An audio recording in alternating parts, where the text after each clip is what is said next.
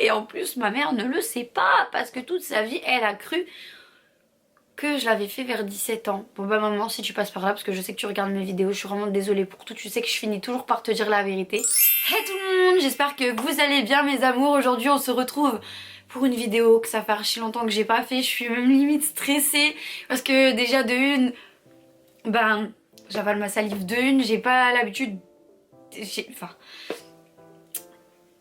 Je vous fais une petite FAQ aujourd'hui puisque la dernière FAQ que j'ai fait, je crois que c'était au début de ma chaîne et je pense que c'est l'une des vidéos qui est le plus demandée en ce moment. Du coup aujourd'hui ça va être une FAQ mais pas n'importe quelle FAQ puisqu'aujourd'hui je vais répondre à toutes vos questions les plus indiscrètes et croyez-moi que vous êtes vraiment... Vous êtes des petits coquinous vous. Et ben vous allez tout savoir. Bref, j'espère que mes enfants vont pas regarder cette vidéo. Ça c'est les vacances, il n'y a pas l'école. Leurs copains pourront pas leur... C'est bon, ça va le faire. J'ai mis une boîte à questions sur Instagram, du coup venez me rejoindre si vous me rejoignez pas parce que c'est par là que tout passe, même les surprendre, des fois j'ai besoin de vous, des fois bref, viens me rejoindre sur Instagram, qu'est-ce que t'attends encore une fois. Donc alors pour la première question, je vous mets les questions juste ici à chaque fois et bien évidemment je vais juste recadrer pour que ça reste anonyme puisque voilà c'est la base hein. As-tu déjà tapé tes enfants? Donc franchement c'est une question très intéressante, donc oui, régulièrement. Comme si, bah, franchement non, je les ai jamais tapés et je les taperai jamais parce que pour moi, en fait tout simplement, l'éducation, ça n'a rien à voir avec la violence en fait. On peut très bien se faire respecter sans pour autant avoir besoin de taper. Mettre une petite fessée aux fesses, ça n'a jamais tué personne mais moi je ne suis pas pour. Maintenant voilà, chacun fait ce qu'il veut, moi je préfère punir, moi je suis dans le mode punition. Voilà, punition de ce qu'ils aiment, punition de jeux vidéo, punition de téléphone, et voilà, ça c'est la base pour moi. Voilà, non, j'ai jamais tapé. Prochaine question, on reste un peu dans le soft, après on va aller plus loin. Donc, à quel âge tu as eu tes premières menstruations? Donc mes premières règles, je les ai eues super tard mes chéris, donc vous inquiétez pas si vous les avez pas comme tout le monde, comme toutes vos copines etc. Parce que moi personnellement je les ai eues super tard, tellement je les ai eues tard puisque du coup je les ai eues à 15 ans. J'ai dû faire des tests, j'ai dû faire des échographies pour voir pourquoi ça descendait pas quand en plus j'avais super mal au ventre. Et effectivement ça s'est débloqué je crois à l'année de mes 15 ans, donc vraiment ultra tard. J'étais comme mais putain mais pourquoi tout le monde les a mais moi je les ai pas, en plus j'avais pas non plus trop de poitrine, bref j'allais vraiment au ralenti. Et ce qui est drôle c'est que du coup Lilou c'est pareil, genre mais elle va me tuer si je dis ça. À quel âge l'as-tu fait pour la première fois? Et je t'adore, continue comme ça. Alors merci beaucoup ma chérie, déjà moi aussi je vous adore trop. Ma première fois du coup je l'ai fait à... Oh, vous me posez des questions parce qu'après si Lilou elle voit ça elle va se dire ouais bah en fait moi je peux aussi puisque c'était un stage donc je sais pas si je dois mentir ou dire la vérité. Ouais mais j'ai dit que j'allais dire toute la vérité. Bon allez c'est parti, je vais dire la vérité. 15-16 ans, je crois plutôt 16. Je sais plus, mais du coup, voilà, je devais avoir 15-16 ans.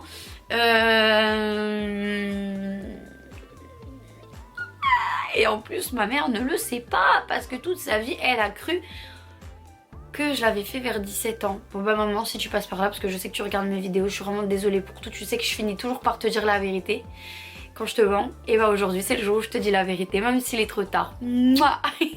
C'est quand même un bon âge, mais il faut surtout pas vous précipiter à vous dire ouais vas-y j'ai déjà même 18 ans, il faut que je le fasse comme tout le monde. Non, vous le faites avec celui que vous pensez être le bon. On se donne pas à un connard, il mérite pas en fait. On se donne vraiment à une personne qui en vaut la peine, enfin pour qui on pense souvent sur le coup qu'on en vaut la peine.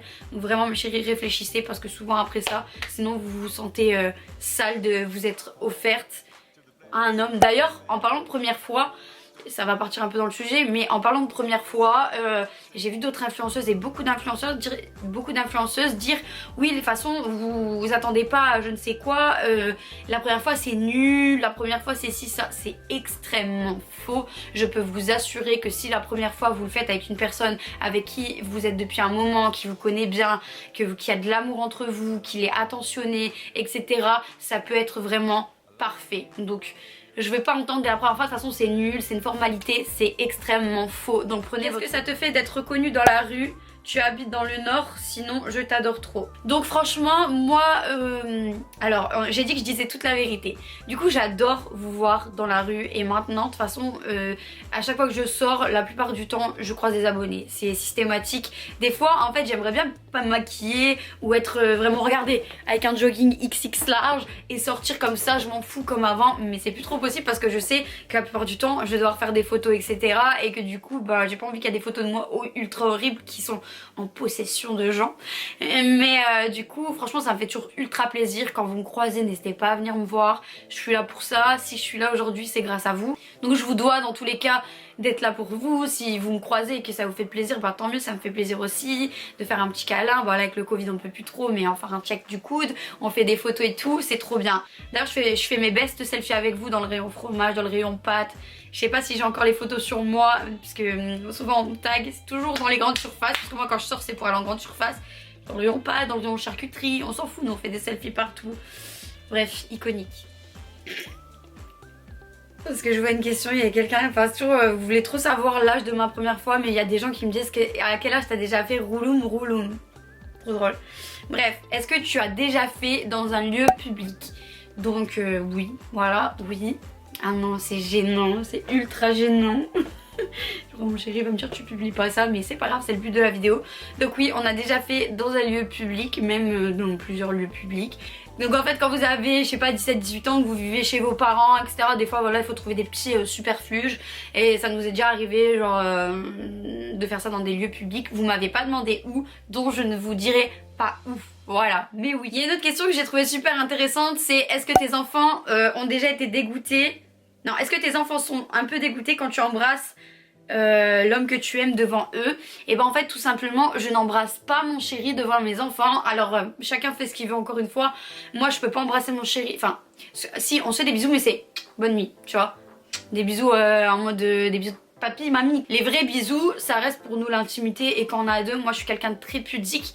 Vous allez vous dire peut-être ça se voit pas, peut-être que ça se voit, mais moi je suis très pudique et je peux pas embrasser mon chéri devant mes enfants, mais jamais de la vie. À part comme je vous ai dit, bonne nuit. Enfin, ou à tout à l'heure. Enfin vraiment des bisous comme ça, mais je suis trop réservée pour ça. Et de toute façon je trouve pas que ça soit cool. Je ne roulerai jamais une pelle devant mes enfants. Dites-moi si vous avez déjà fait ça devant vos enfants ou si vous, vous avez déjà vu vos parents faire ça. Mais moi je peux pas, hein. Je ne peux, et c'est ultra gênant. Voilà, alors là il y a une question qui vous intéresse trop, c'est combien tu fais de chirurgie esthétique ou de médecine esthétique. Donc gros bisous ma chérie, je vous ai dit que j'allais vous dédier une vidéo complète où je vous dirai combien j'ai fait de chirurgie esthétique, ce que je vous ai pas réellement dit, etc. J'ai fait une première vidéo chirurgie, enfin fac, chirurgie et tout, la première vidéo de ma chaîne, et où j'avais refait que la poitrine et des injections dans les lèvres. Et par la suite en fait le temps a passé et j'ai fait un truc que je vous ai pas dit et peut-être d'autres choses aussi. Bref, aujourd'hui je vais vous en révéler une et pour avoir les autres il faudra attendre la prochaine vidéo du coup qui sera consacrée à la chirurgie, aux douleurs, au prix, tous les infos sur les chirurgies que j'ai fait, les prix, les douleurs, où j'ai été, bref. Donc aujourd'hui je vous révèle que j'ai déjà eu recours à un lipofilling. Un lipofilling ça consiste à enlever la graisse que vous avez dans le corps et à vous l'injecter dans les fesses ou dans la poitrine. Pour mon cas j'ai choisi de l'injecter dans les fesses. Parce qu'en fait pour moi il était hors de question de mettre des prothèses puisque en gros j'aime pas ça, je trouve pas que ça fasse naturel etc, à moins que ça soit fait par un grand professionnel, bref. Donc moi j'ai fait un lipofilling, on a compris. J'avais déjà des fesses. Je sais pas si je pourrais vous... Maintenant je vais être démonétisée, mais j'avais déjà des belles fesses bombées, je faisais du sport, donc voilà. Mais moi je voulais plus gros, je voulais vraiment bien. En fait sur le côté des fesses j'avais deux petits creux. En fait ici, vous allez rien voir parce que j'ai un gros jogging, super. Voilà le résultat. Sur le côté des fesses j'avais des creux, ça me gênait. Voilà, très clairement, je faisais 47 kg donc j'étais assez fine. Sachant que je fais 1m64, donc voilà, j'étais fine et j'avais aussi un os, mon os de... comment ça s'appelle, le coccyx, qui se sentait super fort en fait. Et même genre quand je me penchais ou quand je m'asseyais sur une chaise, je vous jure ça me faisait mal. Du coup j'ai décidé de faire un lipofilling et ça s'est super bien passé. On m'a forcé à prendre 6 kg avant l'opération, parce que comme je l'ai dit je faisais 47 kg. Ne me jugez pas hein. Sinon je fais pas la vidéo chirurgie, je vous le dis. Bref, donc voilà, si ça vous intéresse, je vous ferai une vidéo plus détaillée, mais voilà, j'avais dit à personne, maintenant vous le savez. Aussi, je tiens à préciser qu'à refaire, je l'aurais pas forcément fait. Puisque ok, j'aime bien mes fesses, j'ai les fesses ultra bombées et tout, mais j'avais quelque chose de bien. Et à refaire, j'aurais pas fait. De toute façon, à refaire, j'aurais rien fait, je vous le dis. À refaire, j'aurais rien fait. Là, on va passer aux questions vraiment croustillantes. Combien t'as eu d'ex dans ta vie? 0, j'ai envie de vous le dire, parce que même si j'en ai eu déjà très peu, sachez-le, mais même si j'en ai eu à cette heure-ci, c'est le présent qui compte. En fait, j'ai 2 personnalités, mes chéris. J'ai l'impression que il y a moi d'avant et il y a moi de maintenant. Et genre moi d'avant, j'arrive pas à me dire que moi j'aurais eu un ex ou quoi. J'arrive pas à me dire ça, donc pour moi j'en ai pas eu. Enfin, je sais pas si vous voyez ce que je veux dire. Donc j'ai 0. Voilà, 0. Pour ou contre le sans préservatif la première fois? Je vais être démonétisée si je dis tout ça aussi. Archi contre. Archi contre. Qui fait ça même? Qui fait ça? À savoir que la première fois, déjà, il y a la progéniture qui peut venir s'incruster. Il y a les MST qui peuvent aussi bien venir s'incruster. Non, archi contre. Surtout, faites jamais ça. As-tu déjà avorté? Donc c'est un sujet assez délicat, mais oui, j'ai déjà avorté une fois. En fait, je vous explique, parce que moi j'étais sous pilule et je suis tombée enceinte malgré ça. Moi et mon chéri, on est super fertile. Je suis tombée enceinte, donc c'était après Lilou et après Swan, mais c'était il y a longtemps, c'était il y a au moins... en fait, je venais d'avoir Swan, je crois. Swan, il était bébé, du coup c'était pas du tout le moment, et je suis tombée enceinte malgré la pilule. Je pouvais pas, j'avais pas les moyens financiers d'avoir un 3e enfant, j'avais pas non plus la place. On vivait dans un petit appartement, limite on aurait dit un studio, on était déjà 4 dedans. Je voulais pas faire vivre un calvaire à cet enfant, du coup voilà, j'ai décidé de me faire avorter. Mais ça a été une des pires expériences de ma vie, ça m'a vraiment terrorisée. Que suite à ça, du coup j'ai posé un stérilet, et c'est là que du coup depuis ce temps-là, j'ai toujours gardé le stérilet au cuivre. J'ai arrêté la pilule parce que je me suis dit que c'était pas fiable à 100% et que j'ai mis un stérilet. Mais je suis déjà tombée enceinte avec mon stérilet. Malheureusement, il s'est mis dans les trompes et je l'ai perdu naturellement. Donc voilà, sinon j'aurais pas pu faire un 2e avortement. Ça m'a trop marqué. Mais bon, je suis pas contre. À une des questions que vous attendez tous, quel est ton salaire par mois? Donc déjà de une, je peux pas vous répondre à cette question, puisque étant donné que du coup par rapport à mon agence, je peux pas révéler mes salaires, etc, combien je gagne. Du coup on va quand même passer à la question suivante pour pouvoir vous donner une fourchette. C'est combien gagnes-tu par mois sur YouTube? Non, quel est ton plus gros salaire YouTube? Ça? Quel est ton plus gros salaire YouTube? Donc on va dire que sur YouTube c'est super irrégulier, donc après ça dépend de plein de choses. Ça dépend si ce mois-ci je vais poster vraiment beaucoup de vidéos, et aussi si les vidéos vont vous plaire, du coup qui vont engendrer de la vue, combien je vais mettre de publicité dans ma vidéo, est-ce que vous allez regarder du coup longtemps la vidéo et que vous allez tomber sur plein de publicités, ou si vous allez en regarder que un petit morceau et que vous allez avoir qu'une publicité. Ça va dépendre de tout. Tout est subjectif en fait sur le salaire YouTube. Et ce qu'il faut savoir du coup, c'est que dès que vous êtes sur YouTube, toutes vos vidéos, si elles sont monétisées, elles engendrent des vues chaque mois. C'est à dire que même les vidéos que j'ai postées au début de ma chaîne, elles vont continuer à engendrer de l'argent, etc. Donc des fois ça peut être 1$, 2$, 20$, puisque c'est en dollars. Mais je dirais que pour vous donner une fourchette, on va dire que ça peut aller de... après, ne jugez pas, parce que je sais qu'en France l'argent c'est hyper tabou et qu'il y a des gens, oui elle gagne autant pour avoir rien foutu, mais sachez que youtubeur, surtout quand t'es sur YouTube et d'autres plateformes comme moi je suis YouTube, Insta, TikTok et tout, entre ça, mes partenariats, tout ça, ça me demande énormément de temps, parce que je sais que c'est très tabou ici en France et du coup qu'il faut toujours se justifier. Bref, soit chacun pensera ce qu'il voudra, ça peut aller on va dire de 5000 € au plus gros salaire que j'ai eu cette année. On va parler de cette année, c'était au mois de décembre. Je sais que par rapport à YouTube j'ai pas non plus le droit de révéler, donc encore une fois je vais vous donner une fourchette. Pour le mois de décembre j'ai gagné entre 10 et 13 000 €, voilà, sur YouTube. Je sais c'est énorme, mais c'est aussi beaucoup de travail, et sachez que la monétisation du coup de décembre elle est beaucoup plus forte, puisque ouais ça dépend de ça aussi. Du coup si vous allez, ça dépend dans quel mois vous êtes, parce qu'il y a des mois où du coup c'est plus gros. Par exemple le mois de décembre c'est des fois x2, x3. Je crois que ça s'appelle un RPM ou un truc comme ça. Du coup la base de la publicité est plus chère. Et voilà, entre 10 et 13 000 euros pour le mois de décembre. Donc j'étais super contente. Mais sachez que sur tout ça, il n'y a pas tout ça qui va pour vous en fait. Il y a déjà une grosse partie qui part à l'URSSAF. Il y a une grosse partie qui part dans la TVA. Il y a une autre partie, du coup, ça c'est plus sur les collaborations, etc. mais qui part à votre agence. Pas pour YouTube, hein. Pas pour YouTube, mais pour les contrats de partenariat, c'est pour votre agence. C'est pour ça que je comprends pas trop quand il y a des youtubeurs qui disent ouais, moi YouTube c'est juste un complément. Moi je vis plus des partenariats. Je sais que tout le monde dit ça, donc je juge personne.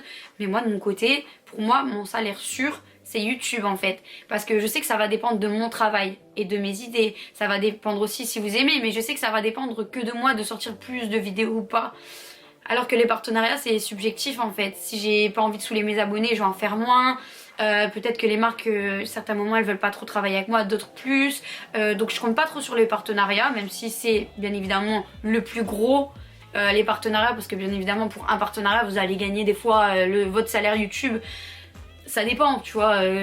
Moi je suis pas au stade de Squeezie ou d'Enjoy Phoenix, hein, je veux dire, mais en tous les cas je gagne très bien ma vie grâce à vous. Donc je tenais encore une fois, dans chaque FAQ je vous remercie, mais à vous remercier pour tout ce que vous faites pour moi. Merci d'être là, de me soutenir, de regarder mes vidéos. Merci de m'apporter tout ce que vous m'apportez. Et c'est pas que pour l'argent, hein, bien évidemment, parce que je vous parle de ça, enfin de vous à moi, vous m'avez apporté tellement de choses.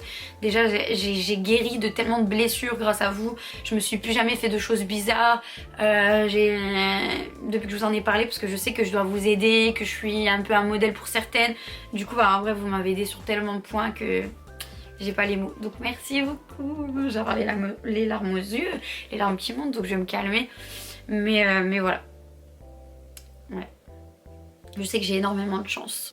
Du coup, je vais répondre à une dernière petite question et je pense qu'on va arrêter pour aujourd'hui pour pas que ça soit très long. Mais si vous voulez une autre partie, n'hésitez pas à me le dire. Du coup, je le ferai avec grand plaisir. Je bégaye et tout. Ça va être la question: où est ton père en ce moment? Désolée si la question est indiscrète, mais je t'aime fort. C'est le type de la, enfin c'est le but de la vidéo, donc je vous le permets cette fois-ci d'être super indiscret pour mon géniteur, parce que j'appelle pas ça un père et je vais vomir. Je sais que j'avais eu un moment, j'étais en contact avec un gendarme il y a ça 3 ans je pense, et justement je lui avais posé la question, on lui avait posé la question de savoir, de faire des petites recherches rien que pour savoir, parce que moi je me disais peut-être qu'il est mort, etc. Non pas que j'aurais été contente, hein. Mais bref, on souhaite pas la mort aux gens, mais bon je vous jure des fois. Bref, j'avais posé la question et en fait, figurez-vous qu'il travaille dans un collège. Pas très loin de chez moi. Il travaille dans un collège, il fait le ménage dans un collège. J'étais comme mais what the fuck, comment un P peut travailler dans un collège? C'est pas possible. Enfin ils ont pas regardé son casier judiciaire, ils ont fait quoi, ils foutent quoi? C'est juste hallucinant. Mais moi j'hallucine, j'ai envie de vomir, genre bref, vous voyez des fois faut vraiment se méfier de tout le monde. À tout moment, la personne qui lave les toilettes dans votre collège, c'est un pédo quoi. Donc non, là franchement ça me dépasse. Ça me dépasse.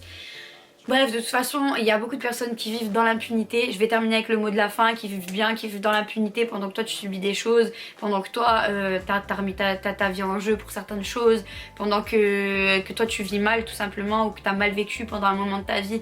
Mais sachez que le karma finit toujours par tourner et que tôt ou tard vous allez le payer tout simplement. Et même si c'est pas le mal qu'on fait, parce que moi j'aime pas faire du mal personnellement aux gens, parce que j'ai pas envie que ça me retourne dessus, enfin que le karma il me retourne dessus. Mais ce que vous avez fait aux gens, vous allez l'avoir en x10 et je peux vous le jurer que c'est la vérité. Donc voilà, moi je suis tranquille et pendant ce temps là j'attends impatiemment que la vie se charge de vous. Ce sera mon petit mot de la fin. J'espère mes chéris que cette petite vidéo FAQ qui change un peu des vidéos drôles de d'habitude, etc. vous aura plu. Je vous fais plein de gros bisous et je vous donne rendez-vous très vite pour une prochaine vidéo.